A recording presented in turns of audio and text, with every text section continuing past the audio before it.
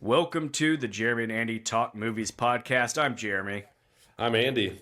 And Andy, this week is a week that we have been basically counting down to. We've been looking forward Yeah, to.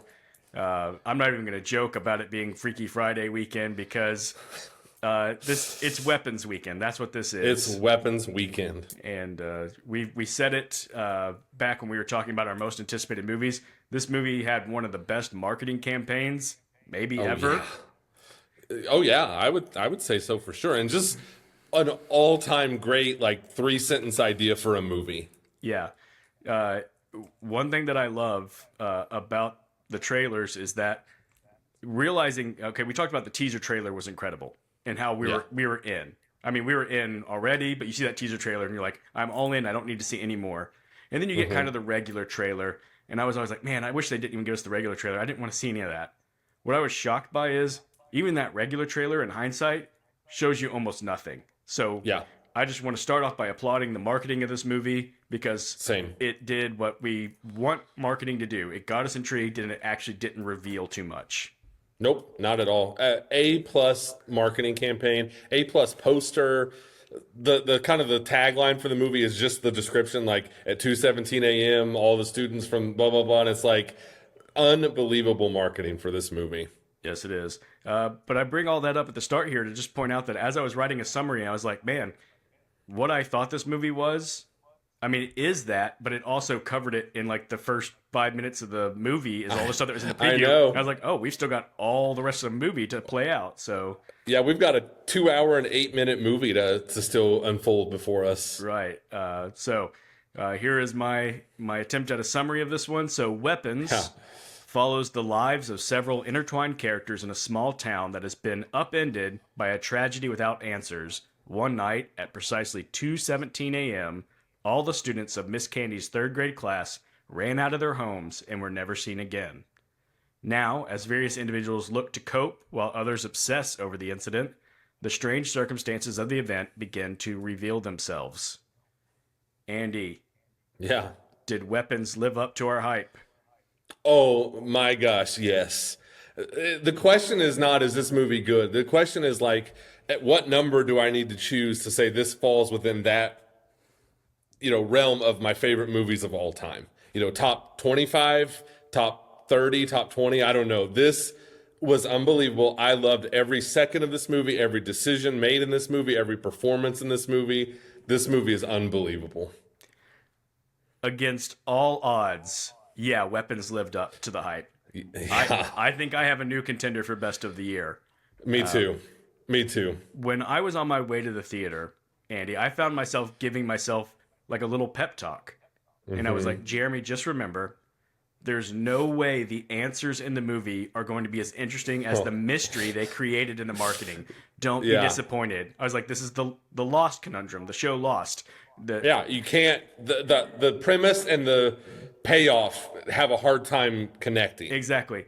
So the fact that this movie was satisfying, the answers are what the way they played it out was satisfying. It was awesome. It was weird. It was gross Yeah. at times, but Yep. it was captivating. That's the word I'm going to go with because I was locked in the entire time. I was just thoroughly entertained the entire time. I cannot believe how dark of a subject matter this is and how fun and entertaining this movie is. Absolutely. And the structure of this, which I didn't Yeah. really get to in the summary, is it kind of goes in chapters, but chapters from different characters' perspectives. So it starts Dude. with Justine, the teacher, and then it goes to Archer, who's a parent who's obsessed, and then it goes. I can't even remember the order. It goes to the cop that has a relationship Goes with to the cop, Justine. It and then goes to the junkie, to the junkie, and then to the principal, and then to the boy. kid. Yeah, Yeah. I have to admit that there were a couple of times, especially after several characters, when it did the reset with the new character, and I thought, man, I don't really want to do another reset. I'm ready to just progress. But each time, within minutes, I was quickly over that, and I was just wrapped up in this new perspective. Yes. I have the exact same thought because I mean, this isn't spoiler at all. It starts out with Justine, like you said, and we're following her story, and I'm so locked in, and then it's time to switch, and I was like, I kind of just want to. Yeah, and of course then it takes you you're right right. up to a moment where you're like, oh, big thing's happening, and then it cut. It does. And, I was wondering the same thing because, it flashes Justine up on the screen probably within the first 3 to 4 minutes of the movie. So, right away that's what they're going to do. And I found myself wondering, like, is this going to prove to be frustrating if they keep cutting away right when things really pick up? I mean, we're gonna heap a lot of praise on this movie, but man, just the screenwriting and the screenwriting combined with that structure is just unbelievably well done. Like to give you almost a mini cliffhanger in every person's point of view, but then to have you just kind of be able to reset and lock back in for a new story so quickly into each person's like chapter is an impressive feat, and he pulls it off perfectly. Yes, he does. So this is obviously a movie that will feature. We'll get into some heavy spoilers, so we want to talk before that. But one thing I definitely wanted to get into in the non-spoiler section is just that I thought there was a lot of incredible performances in this movie. I thought that everybody was perfectly cast and then did an amazing job. And so I'm gonna be honest. I just sat there and I made a list that said my actor rankings for this movie. And by actor rankings, I just mean like ranking the performances. And I would say the bar starts at really good performance and just goes up from there. So when I say this first person, I don't mean to say they're like bad and that they're at the bottom. It's just like it started with this person being really good and just kept getting better. The first person in my tier is actually Josh Brolin, who I think is always awesome. And the only reason I put him here is because he was kind of one note in this one. They're like, just be brooding Josh Brolin in this one. And he does that amazing. He is so good. He is so convincing. This reminded me a lot in a weird way of his No Country for Old Men character. Like just the savvy, like Josh Brolin, like with a map and like a ruler and a pen is so effective. Yeah. Like you completely buy him. And Josh Brolin is so good at being able to slide in, like just like in No Country for Old Men, you totally buy him as this guy who lives in a trailer and hunts. And in this movie, like you buy him, like, oh, he's a construction like foreman. Like, yeah, I see that completely. And he is so believable as someone who's like, I am just out of sheer determination going to crack this case. Yes. But you also 100% buy him as the guy who could be a little bit of a jerk and whose son is probably the jerk of the class. Yeah. He pulls it all off. And when he has to do like the physical type of stuff in this movie, he's so convincing at that too. Yes. So my next one on my list is Benedict Wong. And I wrote, it's always nice to see him as more than just Wong. It is. It really is. Yeah. He does a great job as Wong in the MCU, and he's funny and all the things. But yeah, it's nice to see him kind of wear a different hat. And he's saying, like no notes. He's just a really good performance in this movie. Yep. My next one is a little more humorous. Justin Long just coming in with an amazing cameo and crushing it for 2 minutes. And of course, movie people know it's, the Barbarian connection he's bringing back. And when he shows up, and in 2 minutes, he gets to do some amazing acting. When Josh Brolin approaches him, and he's doing the uncomfortable shriek away from Brolin. Perfect Long. Look, I don't want to derail us right out of the gate, but is Justin Long underrated? I think he is. I think he's such a goober. Good. Because he's such a goober, people are like, don't really take him that serious, but he's actually amazing. He is amazing. Also, just a really quick fun side note, Justin Long's wife in the movie is writer-director Zach Krager's real life wife, Sarah Paxton. That's neat. I did not know that. Yeah. But yeah, Justin Long somehow just kills it with an absolutely nothing cameo. Yeah. And then Amy Madigan, who played Gladys, the super creepy lady. I'm not gonna lie. Once again, when she first kind of shows up as an actual character, I'm like, you're like, what? This is a bit much, and this is where it's gonna lose me a little bit. And then it didn't take long before I'm like, I'm in. Great horror villain. Dude, I had the exact same thought. I was like, this movie has been just a 10 out of 10 up to this point. Is this skating too close to the edge of goofiness? And no, she's unbelievable in this movie. I cannot wrap my mind around the fact that is the wife from Field of Dreams. Yeah. That's wild. I was looking at her IMDb, and there was several of she's that person from that movie. So yeah. Well, more on her later. Yeah, once we get into spoilers. She's good. Carrie Christopher, who plays the boy in the movie. What's his name? Alex in the movie. Alex. Yeah. Dude, Good what a child, yeah, performance! and getting a good child actor in that part was so critical to this film. Like so much of the film The, hinges on him. that last act just simply would not have worked without him, Yeah, in my opinion. This is, I mean, maybe we can have this discussion later. I think this is an all-time kid performance. yeah, he was really good. He was unbelievable. Yeah, and then next I have Julia Garner, and Yeah. I just wrote like finally a role that confirms what Ozark always made me think. She was so good in the show Ozark, and not to say she's been bad in anything else, but we talked about like Wolfman was a good movie, but kind of just the tropes in that movie. Silver Surfer or Fantastic Four, she didn't get to do much as Silver Surfer. Like Yeah, this like one, she's CGI'd. she gets to act in this one. She gets to She is she gets to be awesome on screen. She is phenomenal in this movie. She looks like a teacher in this movie. You totally you totally believe that she cares about these kids. You totally, I don't know if relate is the right word, but like just this, like everyone's out to get me, like kind of paranoia, but kind of not, because in a way people are out to get her. Like she conveys that so well. You buy her, like when she kind of has to be BA in this movie. Like she has a lot to do in this movie, and she nails it all. Yeah, and honestly, I think the scene where it was really like, where I was like, "Yep, this is the role." Was the scene in the bar where the cop guy shows up and she's being a little flirty with him, and then fighting with him a little bit, and just kind of the back and forth. And I was like, "She's crushing it in this scene. She's doing a lot, and she's doing it all well." She's doing a lot. She plays flawed really, really well. Yes, Yep. absolutely.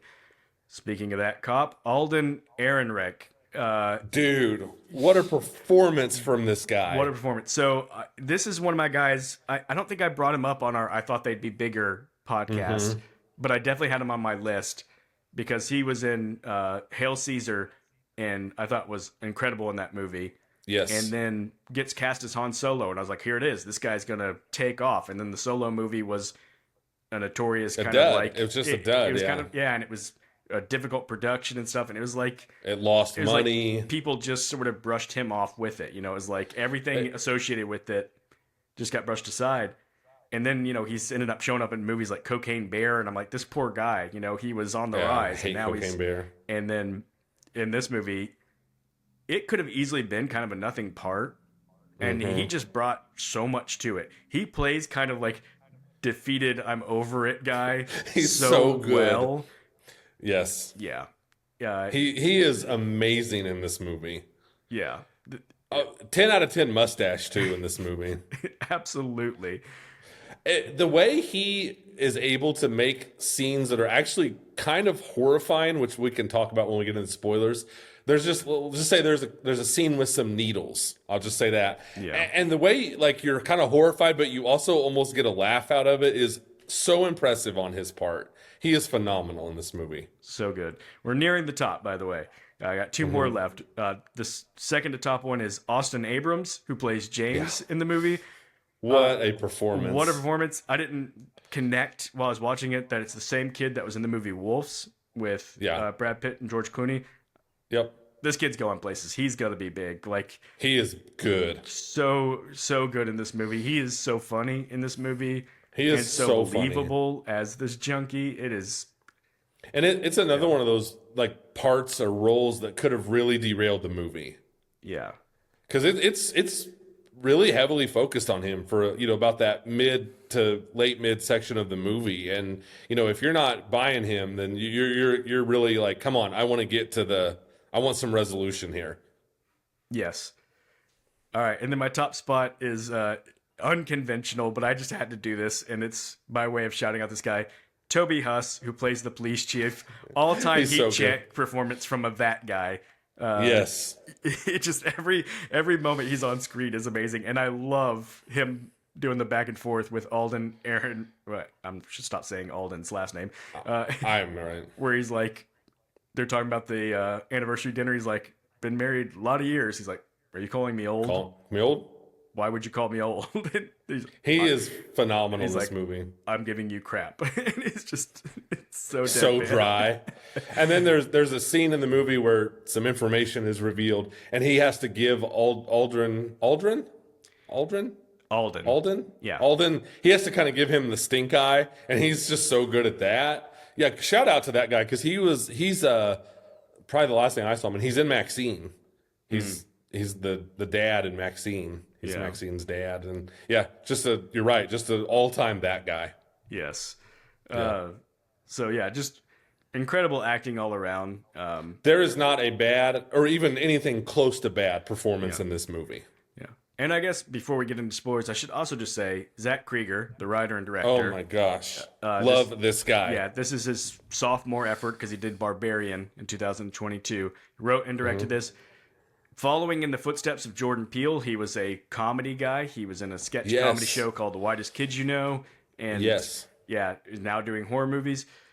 And So, do you think there's a correlation there's between comedy? there has to be something that's working out there because it's not even just those two. There's others doing it as well. Of course, the guys that did the latest Halloween movies were comedy guys dipping their toes Yeah. into horror. And I'm not smart enough to figure out what it is, but it feels like there's some kind of connection there.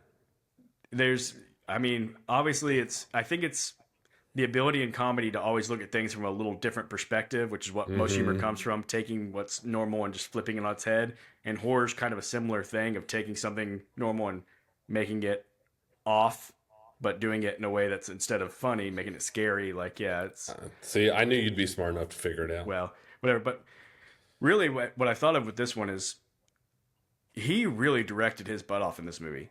There are Yeah, he several shots and like tracking shots in this and things that, Yeah. where I'm going like, he's not just a good storyteller, like he is directing in this movie. Oh, yeah. There's really good craftsmanship in this movie. There is, and not to get all movie nerd, but like he does such a good job of like, like someone will be like, let's say they're just walking, and the camera just kind of goes a little bit ahead of them. So you're like, when they're gonna round this corner and something scary is going. Like he is so good at keeping that tension with his camera throughout this whole movie. Absolutely. Yeah, he's incredible. And then when it's time for some action and stuff, he nails it. Like I couldn't be any higher on this guy. Like we've talked about, we don't have to get back into it, but like I love Barbarian. You weren't as high on it, but I don't think either one of us would argue. He's now 2 for 2 as far as just well-made movies. Yeah. No, I'm with you on that. All right, we're going to drop the spoiler warning right here so we can really get into the meat of this movie and what happens in it. Because once again, this is one of those movies. Some movies we talk about it, we're like, we give the spoiler warning, but we're like, what's to spoil? This one, There's yeah. so much to spoil. Please, if you haven't watched this, go see it for yourself. Don't hear us talk about it first. Go enjoy have- the experience. You have to experience this movie. You have to let this movie just kind of unfold in front of you. Absolutely. All right, so spoiler warning is issued. We're going to start talking about what actually happens in this movie. So just to start, again, I kind of want to go back to the fact that this movie opens. It opens with narration and it closes with narration, but for most of the movie, there's no narration. Right. And it's just a young girl, and it never identifies who the narrator is. Just somebody in the town, I guess, talking about yeah.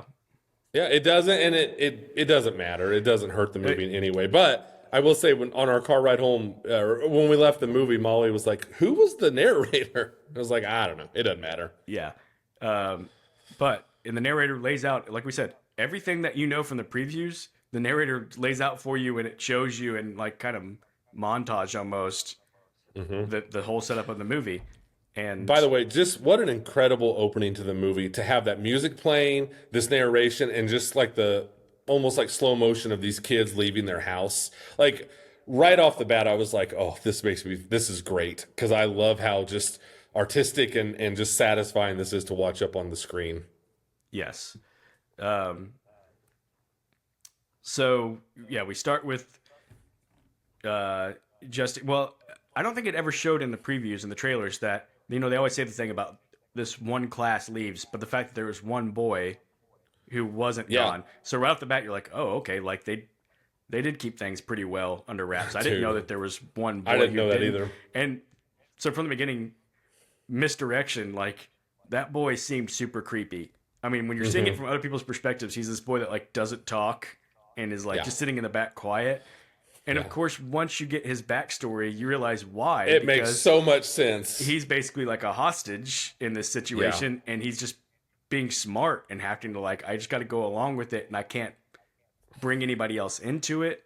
Even like the one scene, I didn't think about this till I was reading the trivia when Justine goes to talk to him. She's not supposed to, and she walks up to him on the street, and he turns around and is like, Stop "Stop following following me," me. and runs off. You first see that, and you're like, "Oh, he's just like everyone else. He doesn't like her around or something." But actually, No, he's trying to help her. He's trying to help her and protect her. And so it's amazing that how all that recontextualizes. It's an all-time great. Like the ending makes you look back and feel differently about the other parts of the movie. Yeah, it does. So yeah, not gonna lie. When it first started and it's showing that boy, I'm like, well, 100% this boy is gonna have some responsibility in what's going on with this. Absolutely. Yeah, you don't have to. Yeah, it doesn't take a big leap to figure that out, but you still don't know how or why. And Well, and I guess where I'm wrong is what I mean is I was thinking like he's guilty. he's guilty, yeah, Yeah. and then yeah, fair totally enough. not the case. So I misread that one completely because they kind of set you up to misread that. Absolutely. And that's good work by them. There, I kind of appreciate. I think this movie gave you little tidbits to figure out to make you feel like you're being smart and figuring things out along the way. Mm-hmm. So, first example of that is Justine has somebody paint witch on her car, and when we switch over to the next character, Archer, one of the first things he does at his construction site is he finds out he got the wrong paint. And as soon as he says, we got the cherry red, and he goes, I'll take it back, I leaned over to my friend I was watching it with, and I go, he painted on her car. And of course, then, a little bit later, it pans over to the paint when he's looking at her car or whatever and lets the audience know. And I was like, I was quick to figure that one out. It doesn't matter that I was, but It feels good. it like reward. Yeah, it makes it's like a adult letting a kid win at a little board game or something. Like I feel like the director was like, I'm gonna let you get an easy. I'm gonna one let here. them have one. Yeah, exactly. The exact same thing happened in our theater. Molly leaned over to me and she was like, he painted her car. Yeah, Yeah. nice. Do you think, I just want to ask you real quickly, do you think this is Krager kind of almost winking at the audience that for the entire first half of the movie, a character has witch in huge red letters just painted on her car, and it's very prominent throughout the whole movie?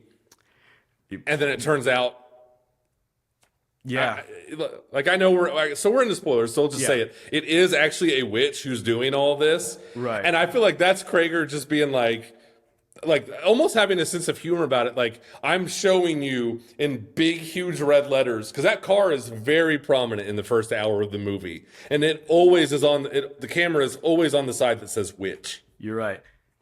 Really big red letters of witch, so it looks almost like blood writing in witch, and it's the actual thing is a witch who uses her blood, like has to prick herself and use her blood to control these things. So He's kind of telling you. I mean, you would never know that, but I swear that's him. I don't know this. I'm just speculating. I swear that's just him, almost like, hey, see what I did there?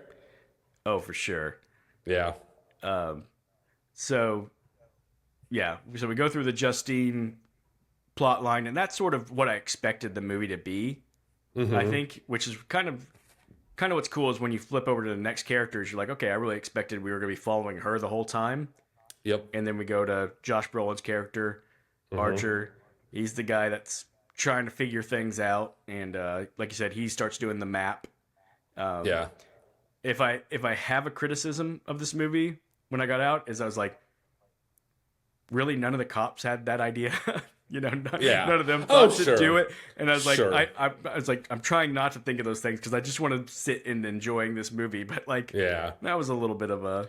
Someone probably would have done this before now. I think, and honestly, once we found out where the kids went, I think they probably wouldn't have been that hard to find with all the. Yeah. But oh, sure. I'm going to let that go. But yeah, so he propels the story along and gets there. You But you also get a great jump scare in that Josh Brolin segment, and then a great follow-up line from Josh Brolin after the jump scare. So I wanted to point those two things out. One, that this movie had several jump scares that did get me.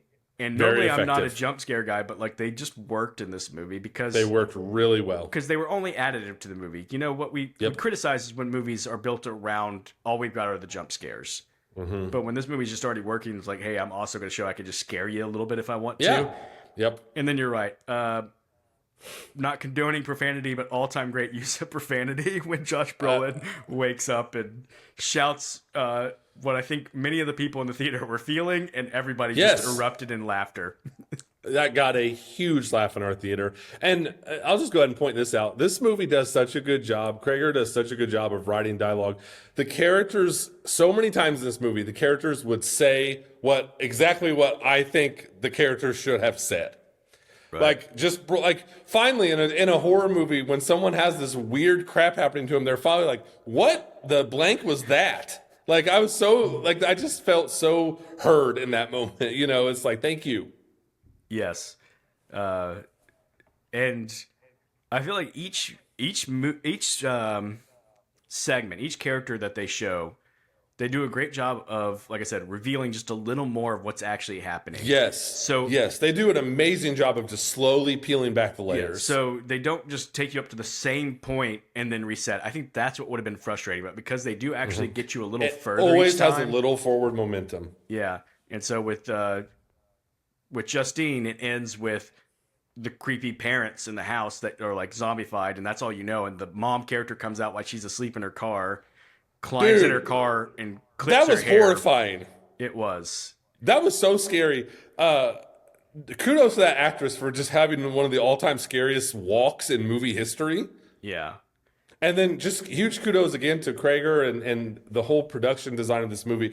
Every single time the door to that house opens, which is numerous times in the movie, it is just pitch black behind that door. And I know they did that on Yeah. purpose. And not that you would hear a door from a car or anything, but you know, the old school trope is like the creaking door. It's like so silent and smooth. It's It's like a ghostly thing. It just swings open, Dude. pitch black.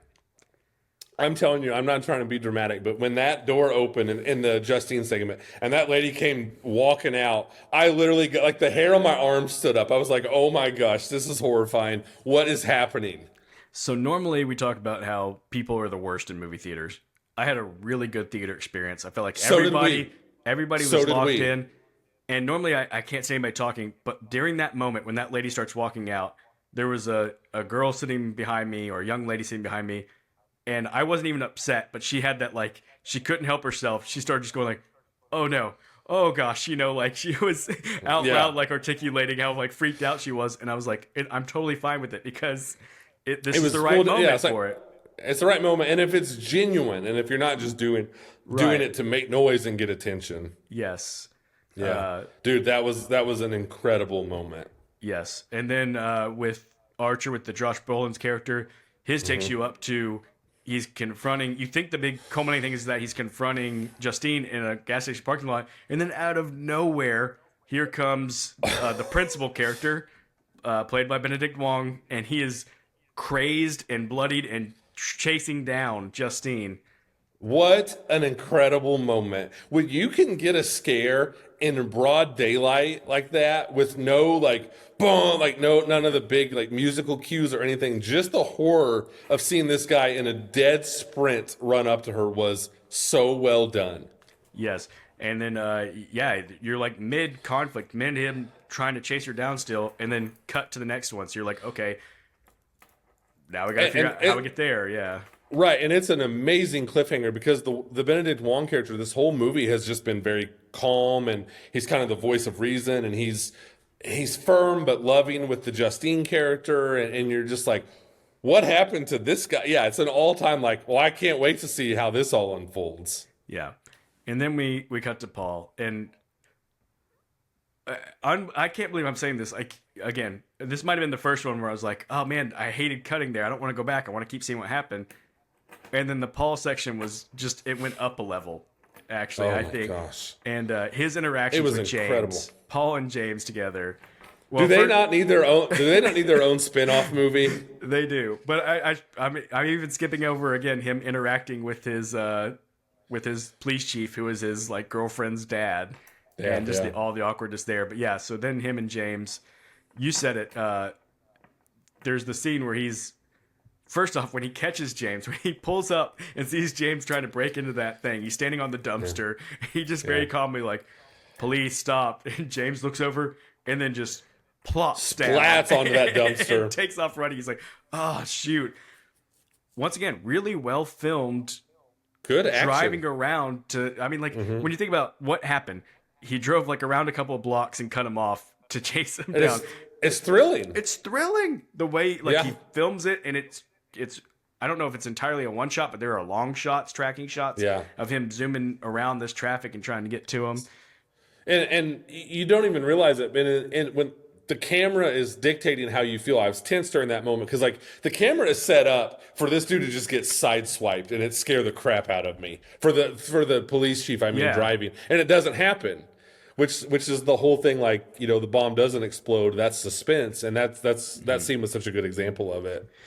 Yeah, so then he does tackle James, and he's, you know, getting ready to pat him down. And he keeps asking, he's like, do you have any weapons on you? No. Do you have anything that might stick me? And of course, he's implying, do you have any needles? Because this dude's clearly a junkie. And the guy's like, no, Yeah. man. He's like, are you sure? I don't want to get stuck by anything. Such a great, just random character note of like, this dude apparently just hates needles. Why not? Yeah.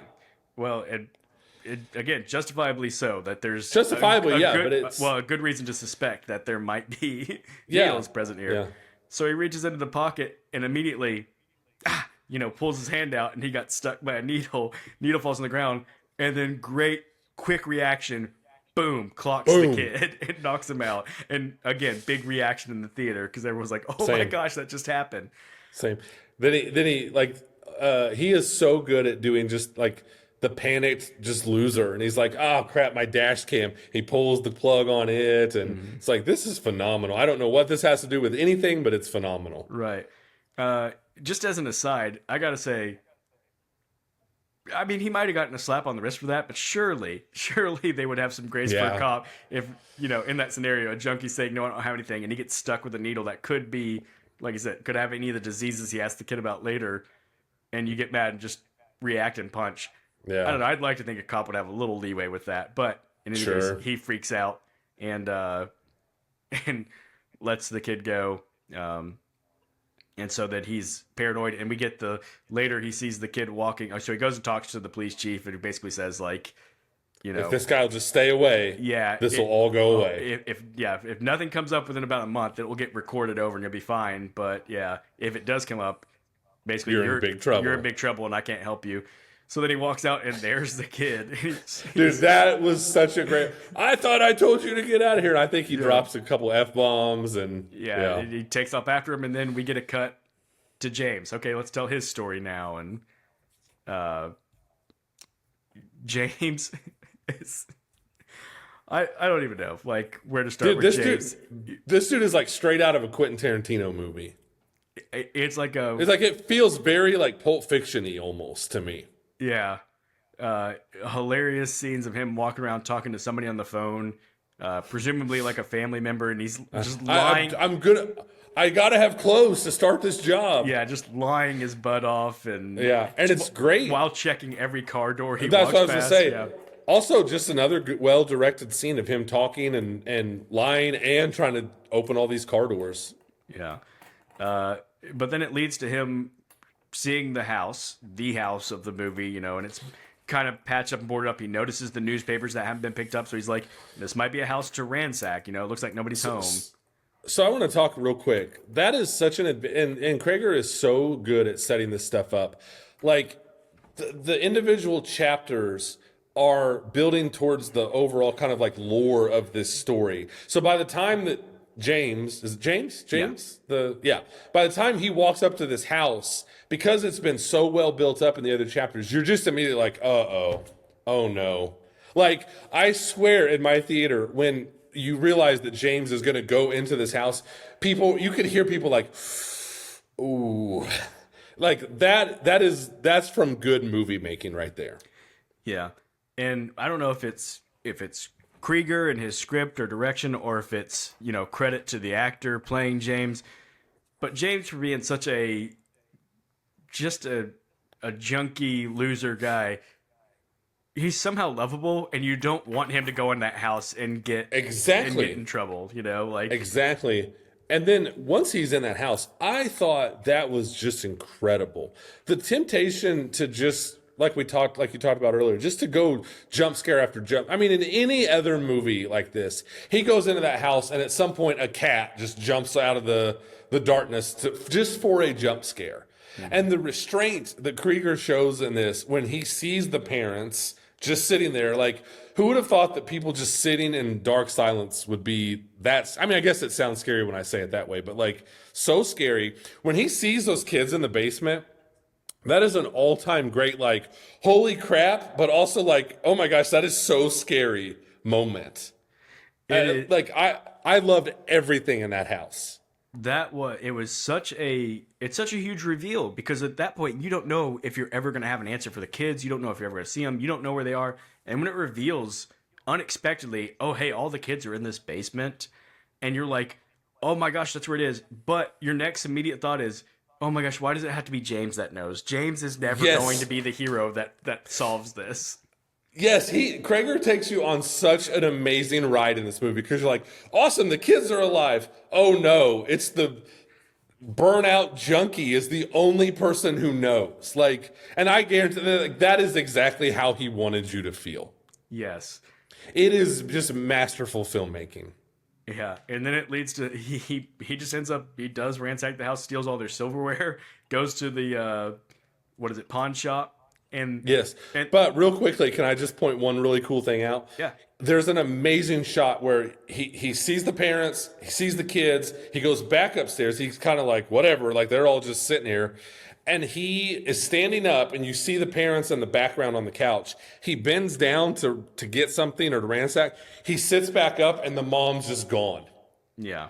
And I was like, awesome. No loud music cue to scare you, nothing. And that's another moment where I swear, just like the goosebumps on my arm, because I was like, oh my gosh, that's so scary. And it's also so exhilarating because it's such good horror movie making.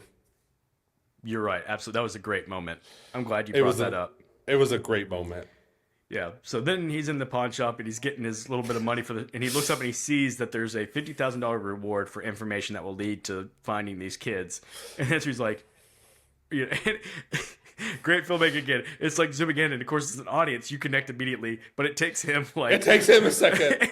way too long of it. You think he's realized it, but it's like build up, and then it's like, oh shoot, I know where those kids are.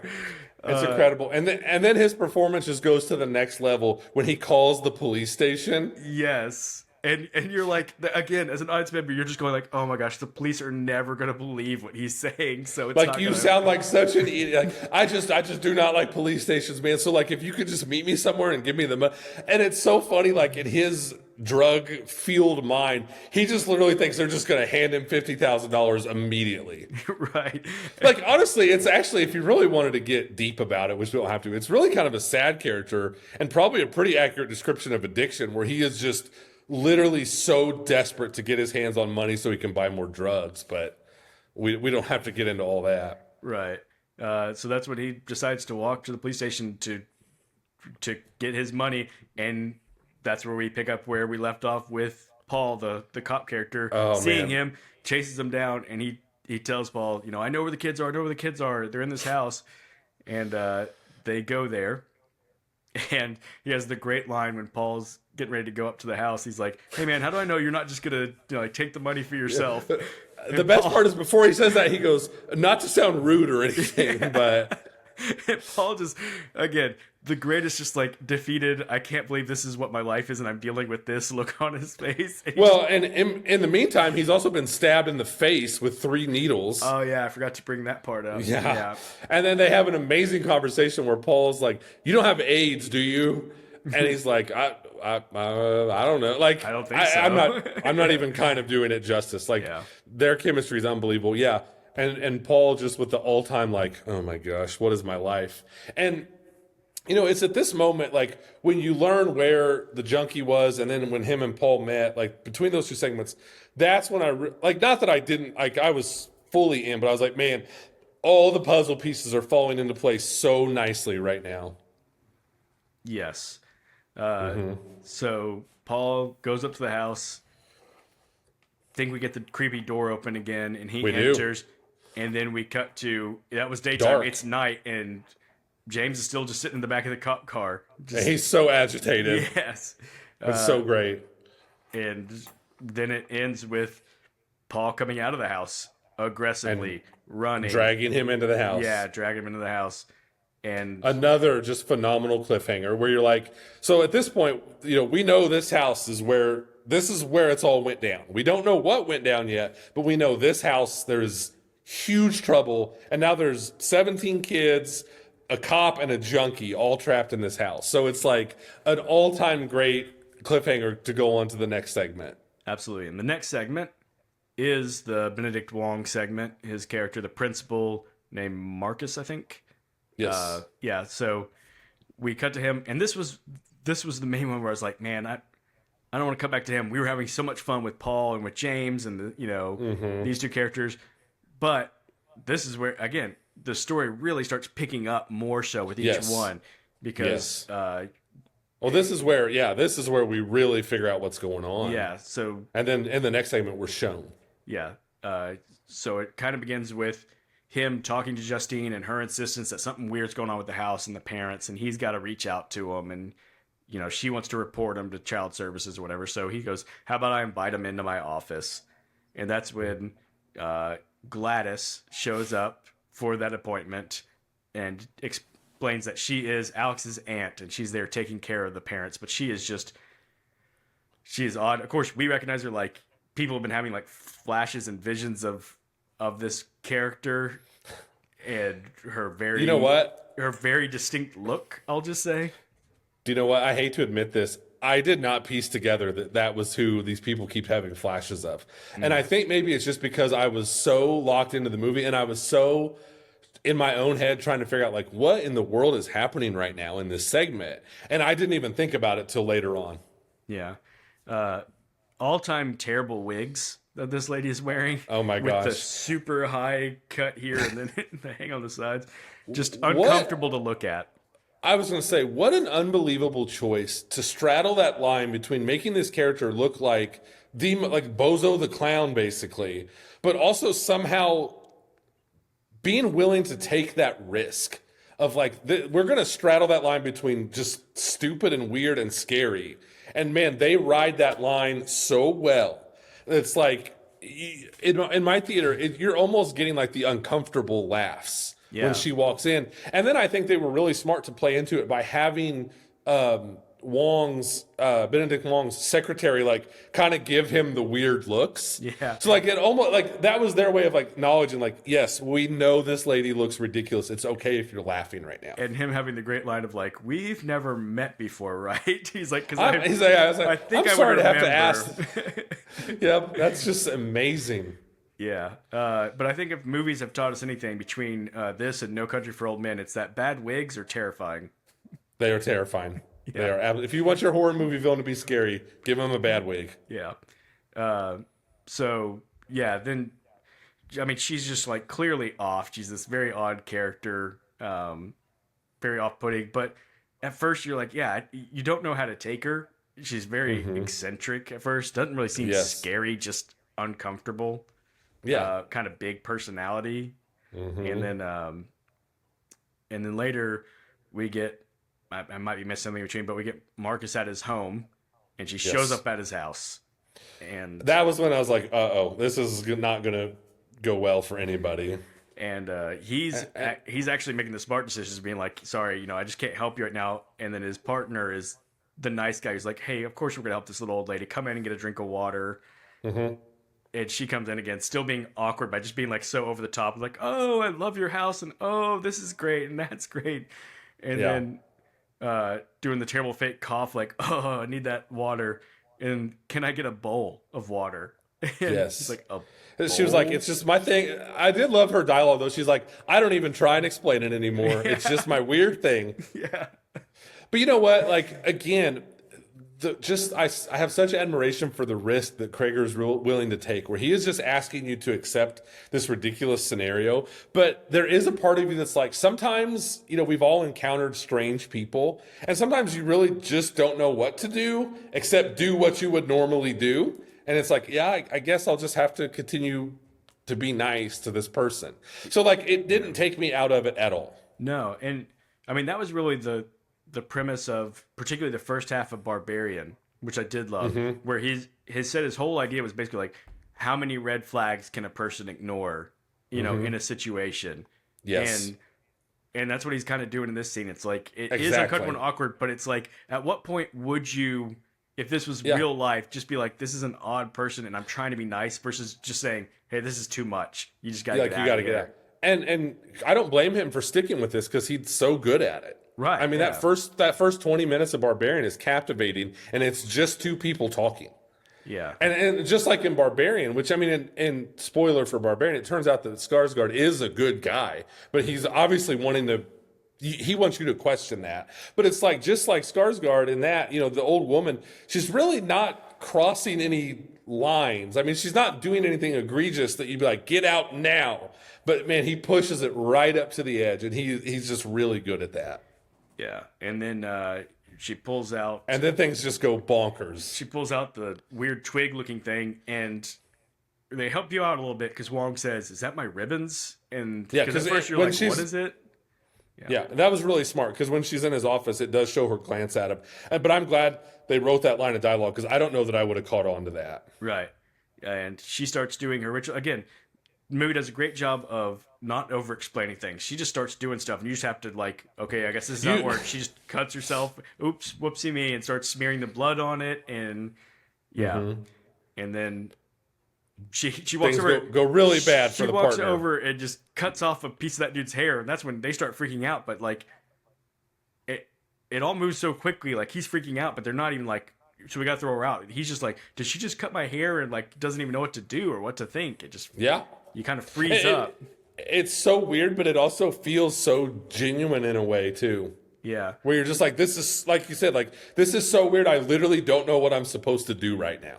yeah. And then we get what's really our first kind of gross out scene in the movie because she Oh, snaps yeah. the thing, and Marcus goes into his controlled zombie attacker mode and pummels that guy, and then just continues to headbutt him until Until his face is just mush. and it's not so much like, obviously that is violent, it's hard to watch, but it's not even so much when it's happening, the sound. it's afterwards when they do the pan and you see like just kind of the top of it, but it's mashed in, and it's like, Believable. like Eh, yeah, He did the same thing in Barbarian. He has a really good knack. Like he needs to be directing horror because he has such a good knack for being gross, but he knows, like, I don't want to say he shows restraint. I don't think that's the right word necessarily, but he knows just when to kind of pull back a little bit. Like, he's so good at this stuff.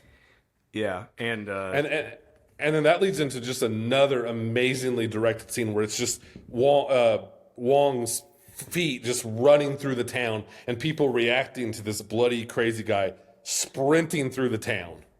And by this point, as an audience, because this movie is so well done, it doesn't spell anything out for you, but okay, I see where this is going. He's running after Justine.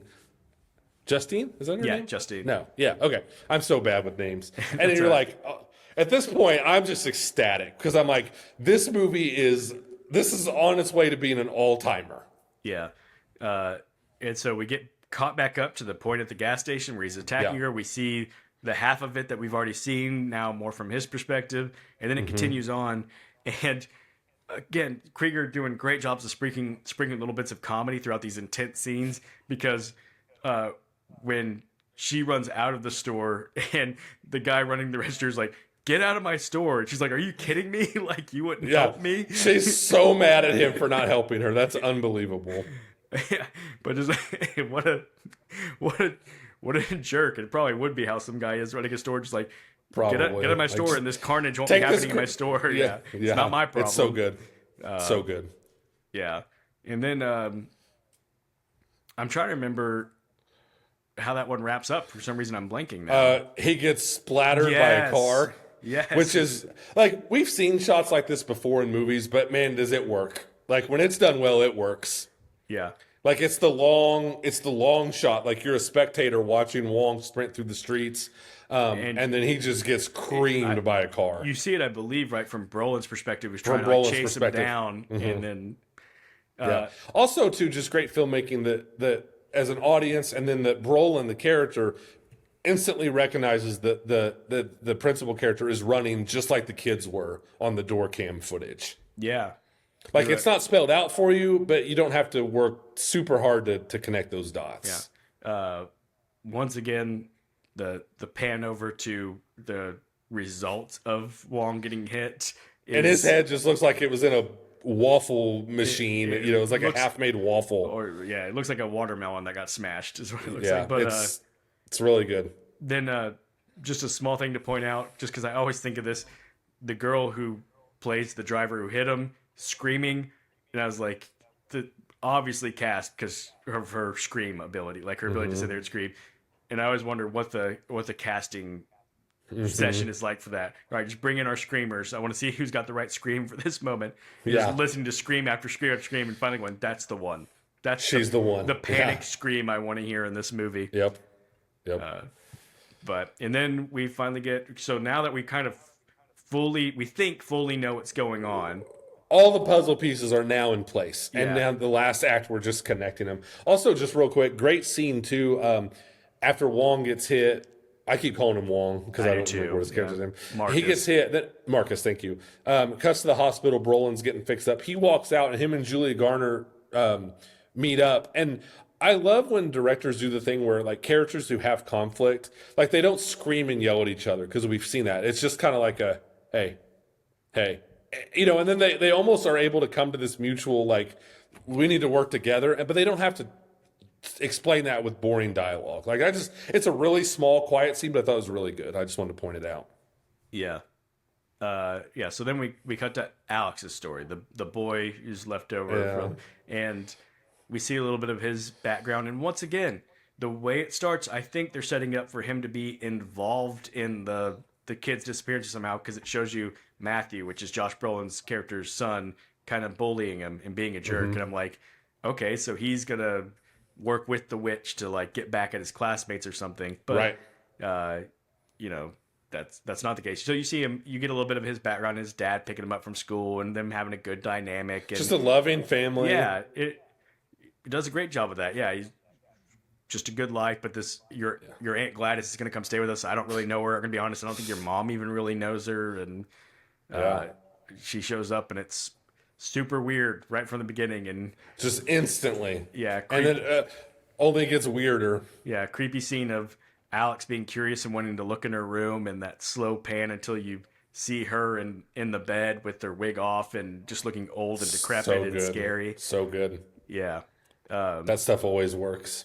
And then just like the next day, the kid doesn't get picked up from school, and so he just Walks home. just hoofs it home. And when he gets home, his parents are in that, like, zombie form, just sitting across the table from each other. And this is where Amy Madigan just gets to cook. Yeah. Like, because she's immediately like, don't tell a soul that I'm here. And then we get just an all-time disturbing scene where she's like, basically just like, watch this. And she does her stuff and makes the parents start stabbing themselves repeatedly in the face with forks. Yeah. And it is distressing, and the kid's doing a great job of freaking out and trying to stop He's the dad. so good. I can't say enough about this kid. He's phenomenal. Yep. And then when she gets him to stop, and man, just again, great villain, because she is so ruthlessly terrifying. She's like, just remember what I can do. She goes, I can have your parents eat each other if I want to. And That's what I wanted to talk about. Just an all-time bad guy line right there. I mean, a Hall of Fame, like, this is the most despicable character in the world. I was telling Molly, I said, I love how they, in no way, shape, or form, tried to give us, like, the cool bad guy. right. Like, the cool, likable bad guy. Like, this is like, I want this to be the most despicable, old, miserable, literal witch. And we'll get to this later, but it's like, it makes it so you so badly want to see her get what's coming to her. Absolutely. And once again, they do a great job of knowing what not to even bother explaining. You know, Dude, like, I can't wait to talk about this. I wanted to ask you, like, but even like, I figured you'd like it, but I wanted to know if that bothered you, like, that you don't get any explanation. You just have to straight up accept the fact that this Alex's mom's aunt is just a ultra powerful witch. Right. And it's like, you could ask a billion questions. Like, no one ever told poor Alex's mom that her aunt is a witch. Like, Right. no one bothered to share that information with her. Who cares? Does not matter because this movie's so good. Yeah. I mean, it does a lot of things that it doesn't really explain. It never really explains what the aunt's purpose was. She talks about, I hope your being here with your parents was going to help make me better. And You maybe don't if know you bring me why. things, you're like, is she, yeah, I guess the assumption is somehow she's like supposed to be sucking the life force out of them to Sucking like, the, but it doesn't ever say it. So you it just, doesn't say it. You're just left to figure it out. And it's funny how in some movies the information you don't get can just be such a detriment to the movie, and in some movies it doesn't hurt the movie in any way, shape, or form. yeah. So that's when the kid is now having to take care of the parents. He's feeding them soup every day. Poor kid is terrible at it, but he's faithful to it. He's like a responsible young kid who has the limitations of being a kid. The small details are so great in this movie. When the very first time he has to give him soup, he's struggling with the can opener and he's so frustrated. And then it cuts like the montage, and he's learned to buy Little pull top, yeah, the pull tops, and it's like what great attention to detail by Krager. yeah. And the poor parents are having to be fed by this kid who's just like sloshing soup all over him while he's trying to feed him. But and then he asks Lee like, what's wrong? She's like, I need. What will make you better? And she's like, maybe if you brought me something from all the kids in your class.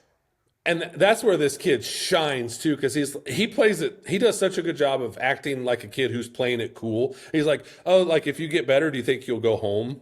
Yeah. Like he is so good at playing that, and I was like, oh my gosh, this kid is nailing this. Well, and that was brilliant writing because when she first says it, I'm like, well, why would the kid go along with this? But then when he says it, I'm like, well, of course. He's going, whatever I got to do to get you out of here and try to get my life back. Correct. And it's such a smart choice that this kid just immediately knows, like, I can't beat this lady. Like, they do such a good job of establishing, like, she is in control. This kid stands no chance. So the only thing he can do is do what she says until he gets an opportunity to hopefully outsmart her. And, like, man, it's just like, it's such good writing. Absolutely. And a great, sorry, you go ahead. I'm talking too much. I'm just going to say that, and then the kid is the right level of competent. Right? Like Yes, that's what I was going to say. He does things the way a kid would, but like even when he's like, okay, I got to get something for all my classmates, and it shows the scene of him looking around, like thinking, what can I get from my classmates? That's what I was going to say. I love him analyzing the situation. Like, what are these objects I can get? And then figuring out, well, the easiest thing might just be to go steal their name tag off of all of the boxes in the room. Yeah, and then even just the little decisions, like he just dumps those name tags at her door, at Gladys's door. But but Justine coming in when he's just taking all the name tags and be like, hey, buddy, like, in a way he's kind of like busted, but he just plays it well. Like, and again, he's not so smooth. He's a little kid, but he just knows don't say too much and just be like, I just need to get away. I'm fine now. I want to go back. And then just don't say too much and you'll get out of it. And he does. So this movie does an incredible job of writing all these absurd situations, but nobody comes out of this movie looking like an idiot. Yeah. Again, it goes back to you can have unbelievable circumstances if people act believable in those unbelievable circumstances, and they do. You could not be any more correct. Absolutely. Yeah. So, so he takes the stuff to his aunt, and she makes her little special stew and puts all the name tags in there, and dude, this is my favorite scene of the movie when it cuts to all the so then Alex and the aunt stand on the front porch. She does the ritual, waiting for all these kids to start showing up.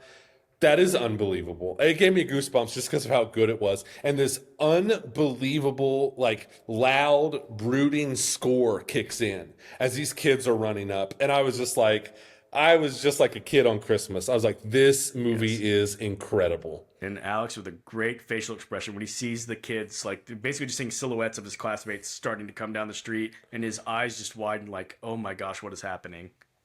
I will see this movie at least one more time, if not two more times in the theater. And that is the scene I cannot wait to watch again. Yeah.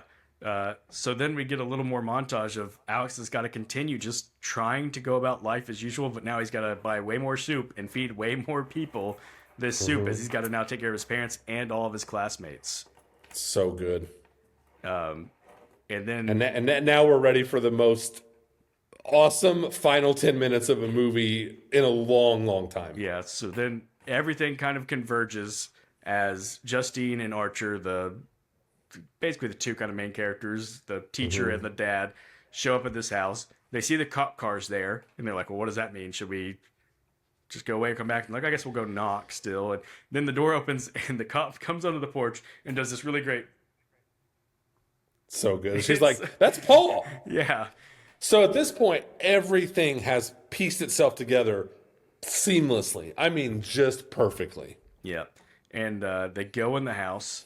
We do get the moment of the aunt telling Alex as she goes into her room, and the parents are basically like standing guard at her room, and there's a line of salt on the floor. And she goes, "Don't cross the salt," and that's it. Awesome. Yeah. That was awesome. And then so Justine and Archer come in the house, and Paul's in there, and James is in there, and once again, once they're in the house, you get Paul doing another wave over to her. It's so Dude. awkward, so It's zombie so like. good. And she goes over there, and then a snap, and they are on the attack. No, Yeah. not a snap.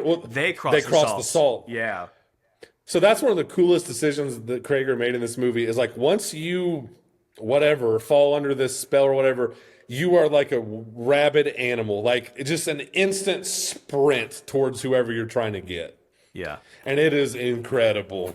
Yeah, so you get Justine fighting Paul in the kitchen. Paul. And it is graphic as she finds that little, like, was it a potato peeler, I think? Oh. And just starts peeling his face while he's, Yeah. I mean, that's rough. You get Archer fighting James, and Archer puts Dude, a finishing blow on James, like 5 times in a row, and then James just jumps back up.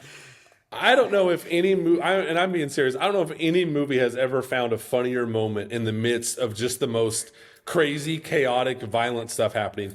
He is throwing this dude around like he is a rag doll. And Brolin does such a good job. Like, he is just punching this guy with every ounce of strength he has. And without even having to say it, they do such a good job of like, Brolin is just getting furious that he cannot knock this guy out. I mean, he is throwing this guy around like it's the WWE wrestling. Yeah, and each one seems like it's enough to knock the guy out, and there's just a pause. He's just and right then back he's up. right back up, and each time it's full on, like you said, like it's not subtle. The guy he's up It's in not. full charge. It's so well done. It's incredible. They pause for the perfect amount of time. Yeah, and while that's going on, Alex is freaking out, and he knows Oh he's my got to do gosh. something. So he goes and he approaches, and slowly, like he knows he probably shouldn't step over the salt, but he doesn't know what's going to happen. He steps over the salt, and then his parents Full sprint. charging him, and he's running from them, and he shuts the door. We get some, I think, clear homages to The Shining as they're breaking down doors and poking their face through. But dude, how horrifying of a visual is that? Like, it shows the mom from basically Alex's point of view looking up to the door, and her eyes are bulging out, and it's like, this is horrifying. Yeah, it's definitely I don't know how the characters are going to get out of this situation. It's Type so thing. good. It's so good. And then in the meantime, you get one last phenomenal jump scare when Brolin goes down to the basement. Yeah, And I love how every character in this movie acts like you would in this situation, no matter how absurd the situation is. He is just so locked in on finding his kid. Matthew, no, like he's just bypassing all these other kids. Like, he is just a man on a mission. yeah. So Justine gets out of her fight with Paul because she can't overpower Paul. Paul's choking her to death, but she draws his gun Yeah. and is able to Blast him. put him down that way. It's violent too. She shoots him right dead in the throat, and then right in the ear, I think, like through the Paul ear. just like puts it up to his head. Yeah, Yeah, super violent. it is. She shoots James so that he's taken care of. As Brolin was continuing to fight him, and then Alex. And again, she's a great character because she just blasts James right in the head. Yeah. And then Alex, being a really smart kid again, he's like, I know what to do. I'm gonna get to my aunt's stuff, and I'm going to, kind of reverse it. You have keys or something on the table, just out of curiosity. Oh yeah, sorry. Sorry, I just keep hearing a little rattle. You're fine. No. I'm excited about this movie, so yeah. I'm fidgety. The aunt is the aunt in the basement, right? Yes, she's in the so basement aunt's because in the that's where we basement. get we get that Brolin jump scare. Right. So the aunt's in the basement. So but her stuff is upstairs, and Alex gets to her stuff, and he just goes, all right, I think I know what she did, so let me try to recreate it. But you know what though? It honestly it makes sense because they've shown Alex watch Gladys do this several times now. Yeah. So it's not just it doesn't feel like a cheat. You know Mm-mm. what I mean? Like it feels like they did It establish. felt earned. Yeah. It felt earned. Thank you. And so he does it. He's wrapping it up really quick, and when he breaks that thing, and I love that. I guess the aunt can sense that happened because she just it's Well, immediate. Like and we also get so the result of the jump scare with the Brolin is he's now under the witch's control. right, yeah, sorry, So they come up from the basement. He starts choking poor Justine, and the aunt. This is so good. Is she's like, "Yes, that's how you do it. Keep doing it like that." And it's like she is just the all-time most despicable villain. And then we get to what you're talking about, where she knows, yeah, and she knows it's bad. and she's like, "Oh no!" She just takes off running, and then Dude, amazing shots of these kids just storming through and bursting out of windows and Dude, I never thought a group of kids could be so terrifying. this is incredible. This is one of the all. I stand by this already. This is one of the all-time great endings of any movie of these kids just chasing her with everything they've got. She does such an amazing job. Amy Madigan does of all of us. Like now that the tables are turned, she is just the most cowardly, just pathetic human being or witch ever. Like she is so good at this. And I cannot believe that Krager pulls this off, where this for like 3 minutes just turns into almost like a slapstick comedy.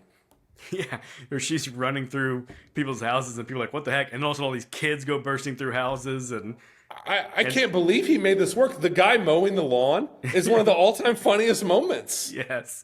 And then the lady, there's a shot of Brolin running through a house and you hear a lady being like, everything's destroyed. Oh, now there's a guy in our house. Just This is unbelievable. This is It is. unbelievable. I'm getting so happy just talking about and then this. the final little again tracking shot of the little girl who does finally catch up to Gladys and is the initial one to tackle her, and then all the Dude. kids catch up and then again, gross, over the top, gory demise that you're like, I'm okay with it because I wanted to see this lady, like you said earlier, you want to see her get her comeuppance. Dude, it's the all-time like you're sitting there going, I think what he's gonna do is he's gonna have these kids literally rip her to shreds. Were you thinking that? Yeah, Me too. And then it was like, then they do, and it is so unbelievably satisfying. It's just unreal. it is. It's incredibly satisfying.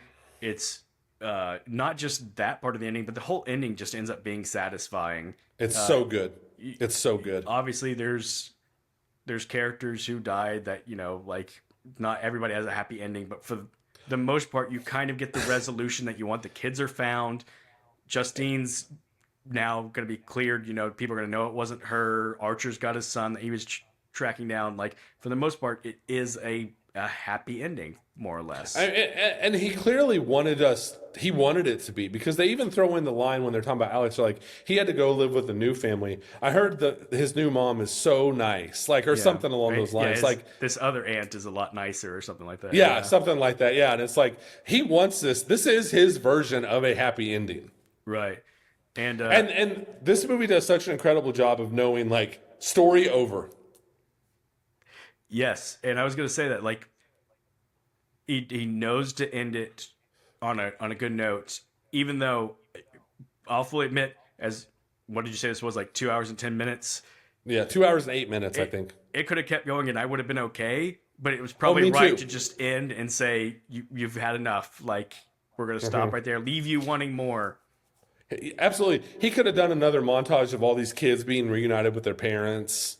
They could have done another, like a town hall type meeting, or they could have done some stuff for sure. And I would have been all for it. Yeah. But man, just to end, boom, movie over.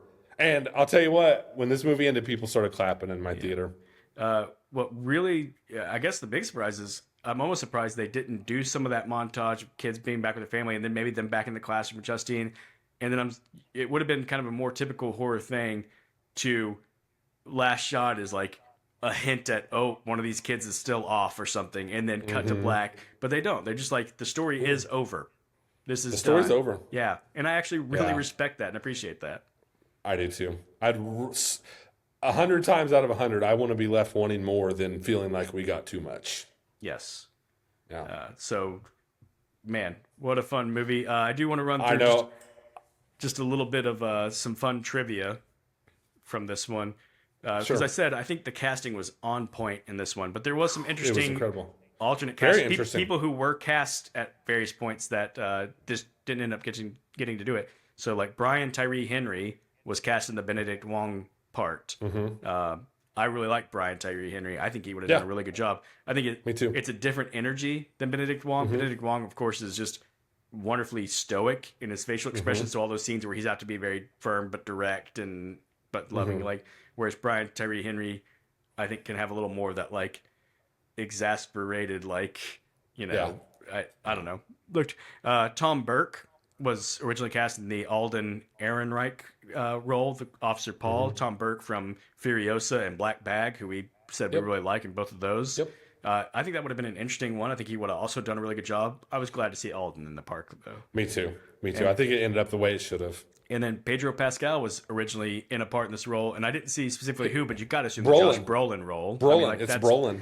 And I'm really glad it was Brolin instead of Pascal. No offense to Pascal. No, I like Pascal. But I think Brolin was the right guy for this part. Brolin is way more believable as just a dude in the suburbs, Yes. in my opinion. So yeah, and everything. I think this movie is flawless. So everything it worked out right, in my opinion. Absolutely.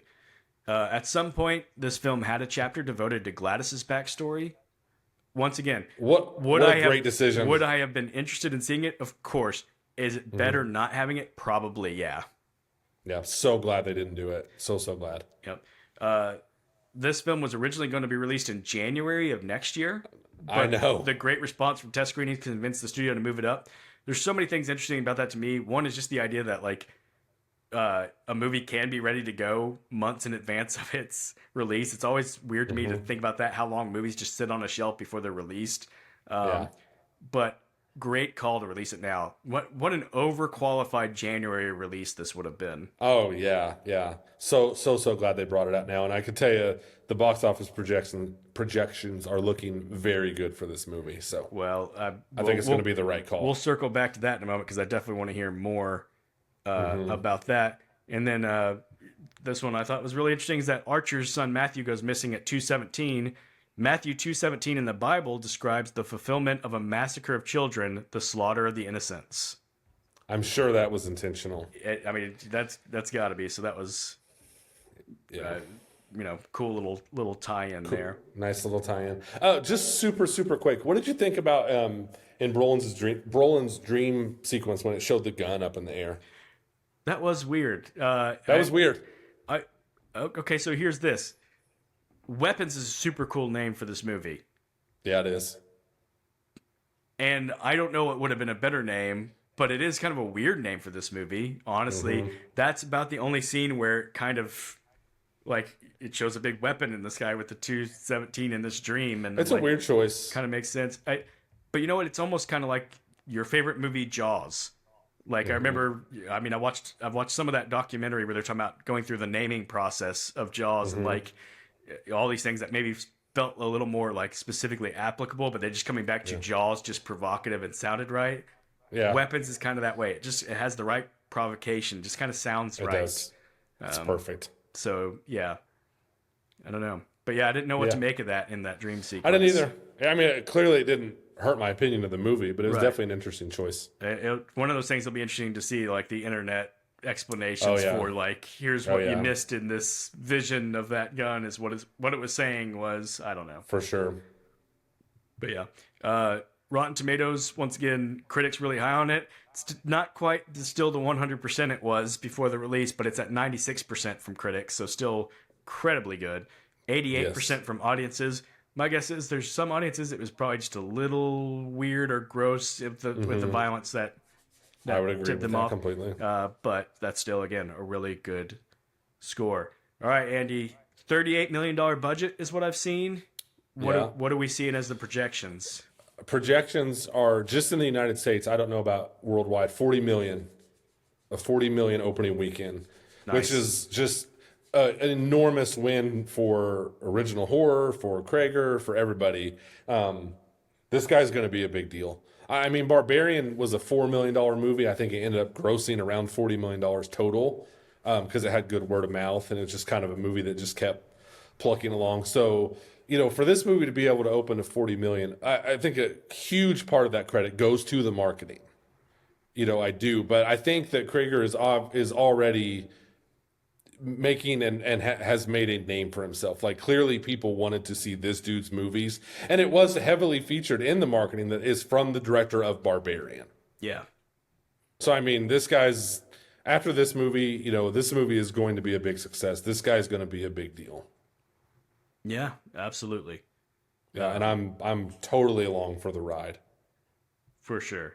Do you know what he's doing next? I have no idea. A Resident Evil movie. And like nothing to do with the other ones. Like his, Right. he wrote it like a new original Resident Evil movie. I'd much rather him stick to original. Yeah. I would, but I mean, after Barbarian and Weapons, I'm definitely going to give it a shot. Oh, for sure. Yeah. So, yeah. I'm with you. I'm in on this guy. Yeah, love this dude. Great job by him. I literally don't think I would change one thing about this movie. No. So Andy, how soon are you going to get back to the theater to give this one a second watch? Maybe tonight. Maybe tonight. And fair enough. Like I know that I'm excited about this movie because this is like I'm telling everyone I know to go see this movie. Yeah.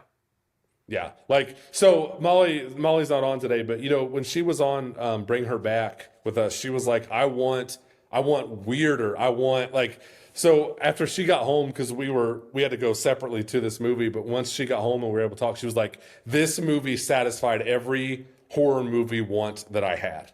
Like, she is so high on this movie. We'll have to get her on at some point to give some thoughts. Absolutely.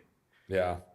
All right, Andy. Well, next weekend, our big release of the weekend is Nobody 2. Mm-hmm. So, totally different type of movie than Weapons. Totally different.